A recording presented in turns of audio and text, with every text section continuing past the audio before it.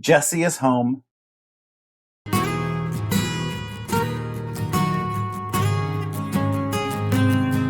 Now I just have to figure out how to set up his pillow. Hi, and welcome to Quilt Meets World, where we have adventures in piecing and joy. I'm Russ. Come on into my sewing room. So work has been a little crazy this week. My boss is currently on sabbatical. She is going to be on sabbatical for 4 weeks. And this week, one of my other coworkers was on PTO. So that kind of left 2 of us to do the work of about 5. It doesn't help that I've been trying to get Excel to do stuff that it nor the database that it's connected to were designed to do. So yeah, that's been an adventure. But also, as I said earlier, Jesse is home. He came home this week. I got the call on Wednesday saying that he was ready to be picked up. I almost broke down again when I was picking up his ashes, but the folks were just super awesome there at the doctor's office. His container is a bit bigger than I anticipated. It is definitely bigger than Bradley's was. So I'm going to have to figure out something different to do with this pillow. I'm still going to make the pillow to the size. I just got to figure out the proper dimensions and everything else for it. I don't know how long that's going to take. We will find out. But until then, he is sitting on my desk upstairs so he can properly supervise me working. In the sewing room, though, this has been an insane week. With everything that's been going on at work, I don't know how I did everything that I did. The first thing is Lilacia Love. I got the entire quilt top piece. It went together nicely. I don't have it right now because it is sitting on the long arm. So yeah. I did lose bobbin chicken once doing the piecing because it's long seams, and I knew I was going to be close. I was about 6 inches too shy. It would have been a little bit cool if they had done the pressing instructions all the way through the program so that we knew how to make every seam nest. When I did the seam pushing last week, because I knew some seams would nest a little bit better if they were swapped, that helped a lot. But I think in the end, there was 2, maybe 3 seams that didn't quite go together all the way. They were in the piano key section that I couldn't, just go in there and just say, move to the other side without unpicking any of the stitches. And I was like, I'm not into that. Thanks to the magic juice, though, everything still laid really flat. So it was a fun sew along. I'm happy that I did it. I'm still trying to convince myself if I want to do the Halloween sew along or not, which I now realize starts tomorrow. So maybe I won't be doing that. But like I said, Lilacia Love, it is gorgeous. I will have some pictures of it a little bit later in this video. The other goal that I had was to get a Sewcialites block done for Sewcialites 2. The good news is I didn't get a block done. I got a couple blocks done. So this first block, it was called Invigorate. It was designed by Joanna Figuerella of Fig Tree & Co. It was block number 19 in the program and went together really easy. I love the colors that I ended up picking for this. I've heard comments about people saying, your color picks are beautiful, and I don't think that you could pick bad colors with Tula, especially when you're trying to make a scrappy like this. Now, before I show you this next block, I just want to let you know that I have a little bit of OCD, and we know that the True Colors line has hexagons in there, so it is a directional fabric and all of that. So I'm just sitting there thinking, what is my OCD going to let me do if I try to do triangles with directional fabric? Because once something gets a little wonky, my OCD would just go off. And not just directional fabric. There is a fabric that is directional with a gradient. So here we have Ohio Twist by Jessica Dayton. It's block 22 of the program. I am very impressed that I was able to get all of the hexagons going in the correct direction. And I have all of the gradients looking pretty decent. So I was very, very thrilled with the way that it all came together. I was enjoying myself doing this block. I don't think I would do too many blocks with the directional hexagons with triangles, because it was a little bit of a torture, but I did manage to get that. But wait, there's more. My friend Steven of Bland Designs and the Idiot Quilter, he hosted a pop-up soda day yesterday. If you don't know about him and his channel or his pop-up soda days, he is linked in the notes below.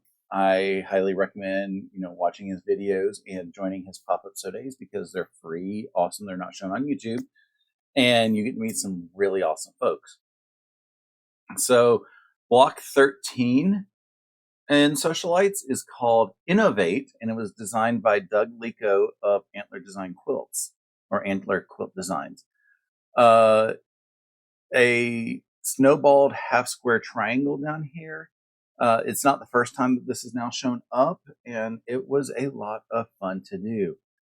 Again, these colors are coming out gorgeous. I'm loving the way that everything came, and I was excited to get that one done.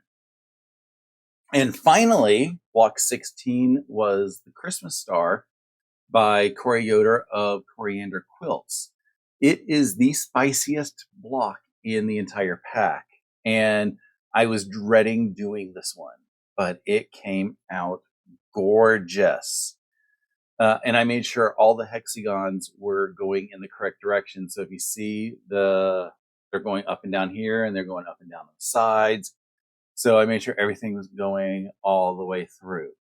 I have no idea how anybody was going to do a 3-inch version of this. In fact, I had pondered making a 3-inch version on my own, but after how long it took me to make the 9-inch version and the number of 1-inch squares that I was going to have to cut and piece onto here, I think I value my sanity a little bit more than that.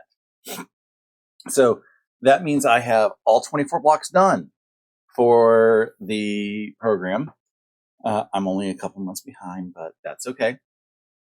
I started cutting out all of the finishing stuff because it's like 3 pages for the finishing pattern, but it's a lot of big things to do. I got all the 9.5-inch setting blocks cut. That was obviously very easy. It was just, cutting up a whole bunch of blocks. I cut out everything for the quarter square triangle blocks because there are a handful of quarter square triangles in there to do some star points. Those I've got already started seaming. So I got the first set of them seamed. So that's a little bit of a clue on the colors on how that's going to be set up. And then the half square triangle blocks I have all cut up, and I have the line ready down the center to do the piecing of the half square triangles. I just haven't had a chance to start piecing those yet. But once I get all of those finishing blocks put together, I can begin piecing this monstrosity of a quilt together. It's going to be 99 by 99, which is probably it's definitely got to be the largest quilt that I have done on my own yet. I won't be able to fit it on my long arm, so I got to figure out how I'm going to get a long arm when it's done. But I think these blocks are going to look gorgeous on my bed. I think that is everything that I got done this week. It was a lot more than I expected, but I am happy to have had an awesome week.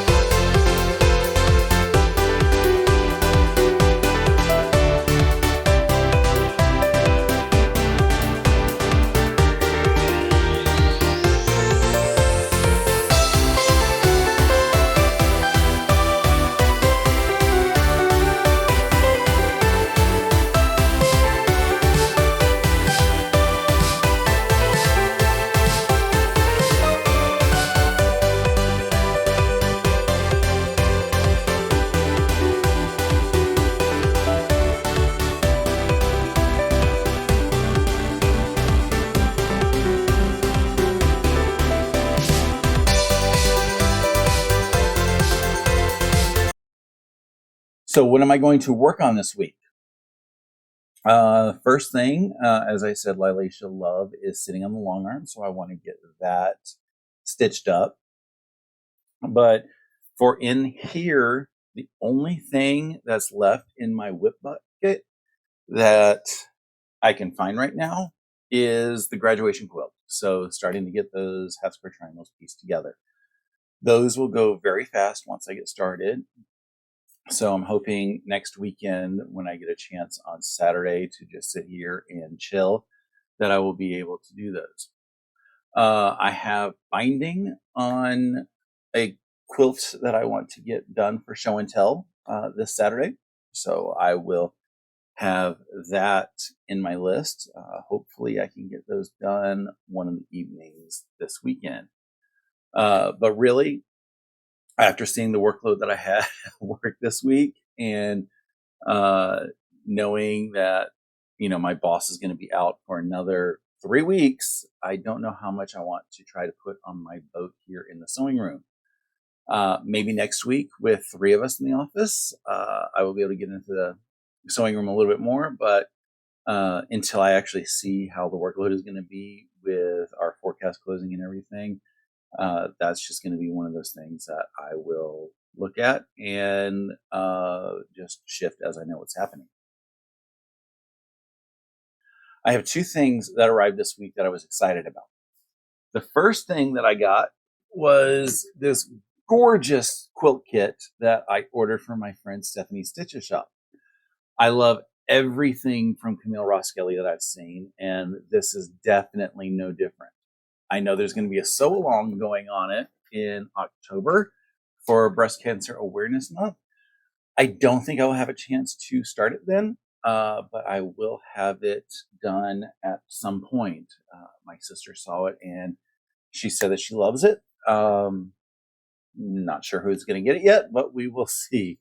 I just have a few other things that I need to get done before Christmas, so that's just going to sit on the back burner looking pretty as a few of the other box kits that I have do.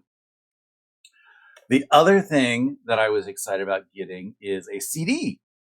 There was a meme out there a couple of years ago about Idina Menzel that said, before she sang Let It Go in Frozen, she was Elphaba, the Green Witch in Wicked.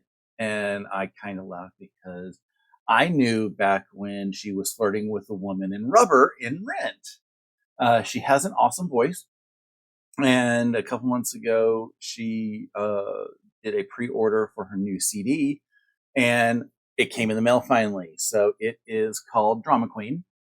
And not only did I get this, but I got an autographed insert for it. So I do have what I'm calling a unique one of a kind for me, because nobody could even sign their name twice the same way. I'm loving the music already. It is an awesome CD. I knew before I even ordered it that it was going to be awesome, because I have a few of her other CDs that are just wonderful. I am going to have to be a little bit careful though, because if I'm around, if I'm bouncing around dancing, I might end up sewing through a finger or something, and that won't be good. So that's about it for today. Thank you for watching. If you want, please consider liking this video and subscribing to my channel. It doesn't cost you anything, and it really helps the channel to grow by sending out recommendations to other awesome folks like you. I hope you have a wonderful rest of your day and an awesome week. Until next time, stay happy and keep stitching.